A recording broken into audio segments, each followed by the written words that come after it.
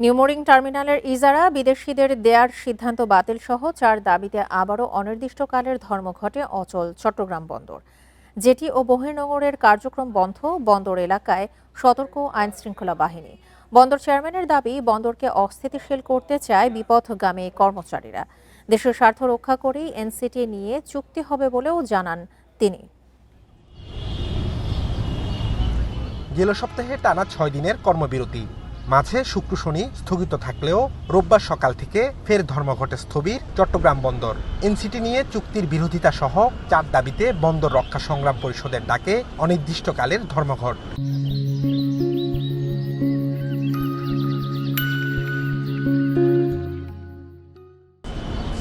ধর্মঘটের কারণে রোববার সকাল 8টার পর বন্দরে প্রবেশ বা বের হয়নি কোনো যানবাহন। গেটের সামনে কোনো শ্রমিককে অবস্থান করতে দেয়নি আইনশৃঙ্খলা বাহিনী। আন্দোলনের কারণে জেটি ও বহির্নোঙরে আটকে আছে অর্ধশতাধিক জাহাজ। বন্ধ পণ্য খালাস ও সরবরাহ। ডিবি পরিচয়ে আন্দোলনরত 2 শ্রমিককে তুলে নেয়ার অভিযোগ নেতাদের। এই চেয়ারম্যান ফ্যাসিস্টের কায়দায় আমাদের কর্মচারীকে বিভিন্ন ডিপার্টমেন্ট থেকে ধরে এনে বন্দর ফজলুর রহমান এডিটোরিয়ামে ঢুকাচ্ছে এবং সেখানে তাদেরকে বসিয়ে রেখে সে জোর করে একটি বক্তব্য উপস্থাপনের চেষ্টা করছে। আমরা মনে করি সে বন্দরের চেয়ারম্যান, তার উচিত এই সমস্যাটাকে অ্যাড্রেস করে সমাধানের পথে যাওয়া।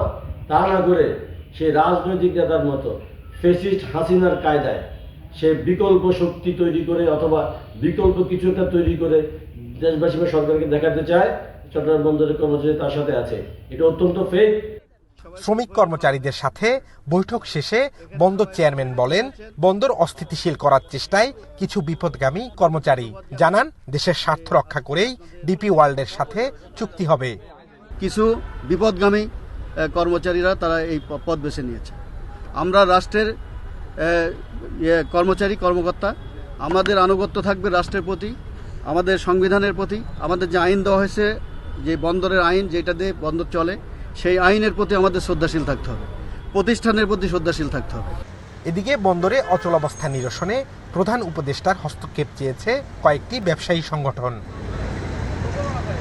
Abdullah Rakib, independent news, Chittagong.